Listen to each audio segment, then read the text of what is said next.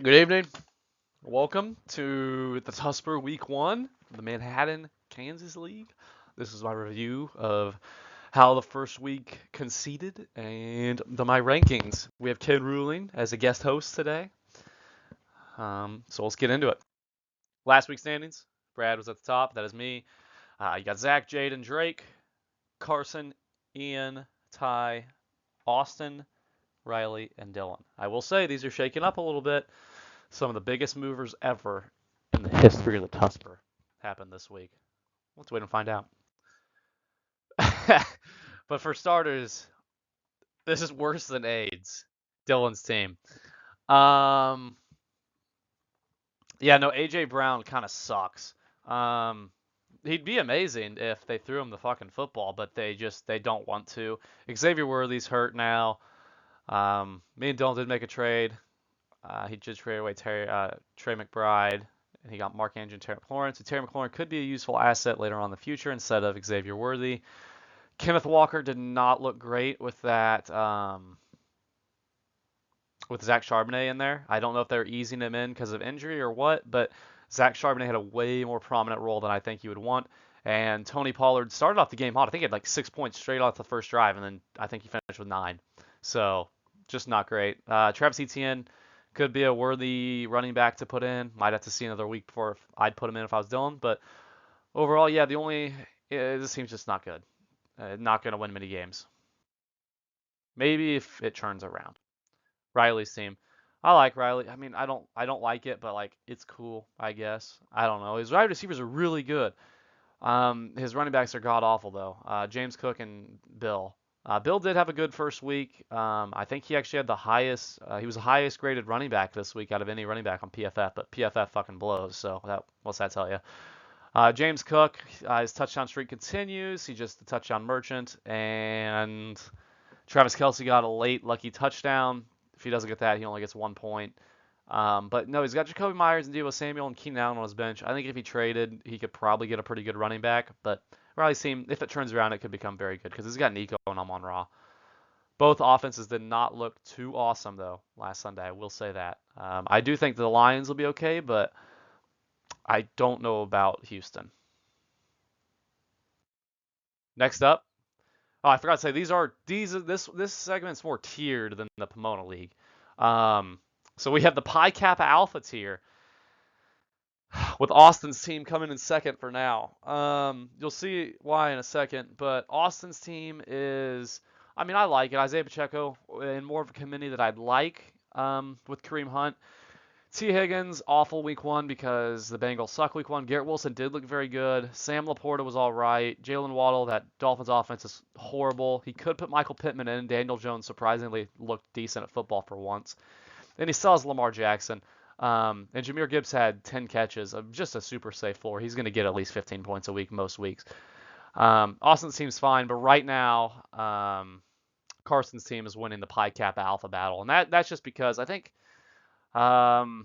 it's really someone is instigating team names, but one team is the Pike Princesses and one is Brad What's Pi Kappa Alpha. But no, right now Carson's team is better. Ashton Agency did not look great in his debut, averaged 2 yards a carry. Alvin Kamara was all right. I mean, he didn't quite get the targets he normally gets. He only had 2 catches. Malik was fine. Ladd's fine. Although I was a little concerned with his usage with Keenan Allen and Butterfingers. Fucking what's his name? Drake will know. Fucking Quentin Johnston. I think that's his name. Fucking, I don't know why I can't think of it. David Montgomery, not a great start, but the team's all right. Him and Austin will probably be in a battle all year. It's a pretty good rivalry, the Pi Kappa Alpha rivalry. And then now we have a big gap.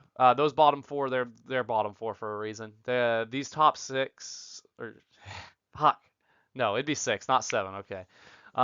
These top 6, I think any one of these could actually win the league. And honestly, pretty much anybody besides Dylan's team could probably win the league, honestly. But right now, these top 6 have over a 5% chance. Everyone else is probably below that right now. But the need to collect league dues, Ian's team. Ian, we need to get on that. You're the commissioner, else I would do it, but you're the commissioner, so I think that's your responsibility. But your team's fine. You were only the highest scorer because of an outlier game with Josh Allen and Derrick Henry playing. That's not going to happen every week. I know Josh Allen does put up 40 more than most quarterbacks, and Derrick Henry's still solid, but you're not going to get 70 points out of the both of them every single week. So scoring 150 is cool, but you take off 25 points from that, and you really only scored about 125 points, which is still good, but I'm just going to disregard that game because I think it's more of an outlier than anything. Your wide receivers, other than that, Tyreek Hill, I don't want anything to do with that Dolphins offense besides Devon Achane. Marvin Harrison, I actually really liked him. I think he's probably your best receiver on your team. Devontae Smith, the Eagles seem to want to run the ball, which is fine because you have Saquon, and Saquon's all right, but overall, your bench doesn't really stick out. Jalen Warren was kind of the guy in Pittsburgh. They drafted Caleb Johnson to kind of be a bench warmer for some reason. Ramondre Stevenson might be the worst football player I've ever seen. Josh Downs, I'm not too sure about. And then Jerry Jeudy, that Browns offense, that game was terrible. I don't even want to talk about it. But overall, I mean, this team could win. It could win the league if Tyreek Hill figured stuff out and the Eagles started throwing the ball more. This team could definitely go places. The Chris Godwin's here. Drake's team. Now Drake will know what I mean because Drake just always has injuries. Now with George Kittle being on IR, Jawan Jennings being out, he's seeing flashbacks to last year when his team was amazing. George Kittle gets hurt. No, Chris Godwin got hurt. CMC got hurt. His whole team was out basically, and he still did pretty well. But I think he's starting to see flashbacks from that. But overall, this team's still really good even without Kittle. He's got Josh Jacobs, Chase Brown, the wide receiver one from last year. Mike Evans, I heard rumors he's on the trade block if anybody wants Mike Evans. Riley, I don't know if you're watching this. I know you're a Mike Evans fan, but Drake might want him. So, guys, reach out to Drake if you're interested in a wide receiver, too. Ted McMillan, I think he's fine.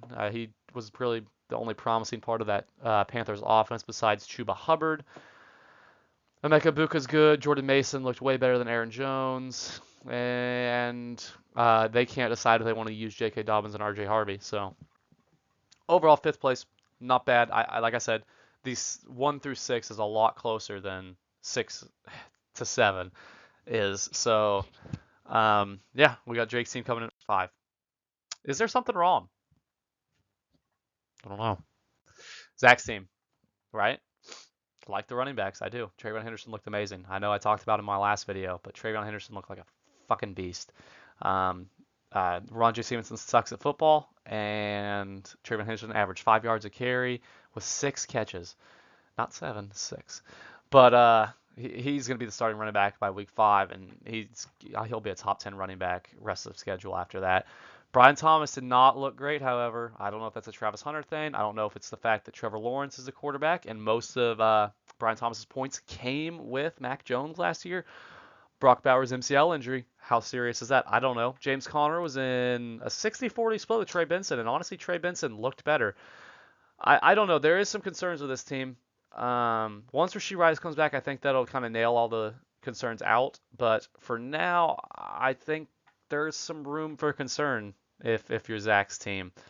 But it's still a good team nonetheless. If Brian Thomas can figure it out and Brock Bowers is fine, this team's still top 4, top 3. So we got the instigator. This is the one behind the Pi Kappa Alpha Beef, Ty's team. Now I had Ty ranked 7 last TUSPR, and Ty made the biggest single week jump in TUSPR rankings history, and that's because his players, they proved me wrong.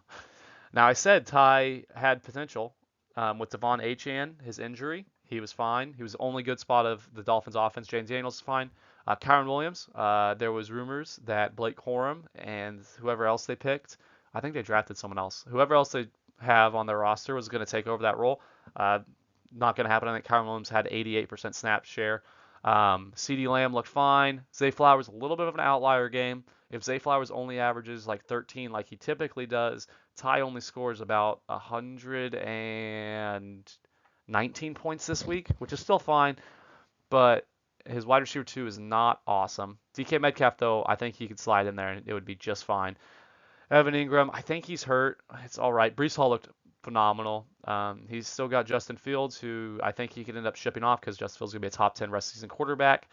But overall, Ty's team's really good. It's definitely top three and could win the league. It proved me wrong, and I'm not gonna say prove me wrong. I'm not gonna admit to that. It did not prove me wrong. I was skeptical, and his players played good for 1 week.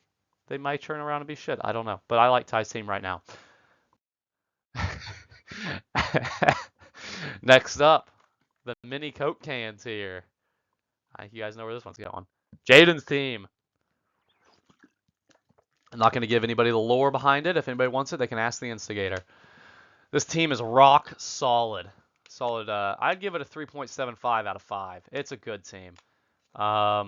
Yeah, it fucks people's mothers. That's for sure. It's a really good team.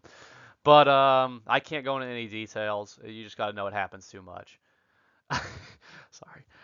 Oh, sorry, Jaden. But no, Jonathan Taylor, he played 43 out of 43 snaps in the first half, and then the Colts were kicking the fuck out of the Dolphins, so they stopped playing him. Chuba Hubbard, kind of saved by a late touchdown there in the fourth quarter, a receiving touchdown at that.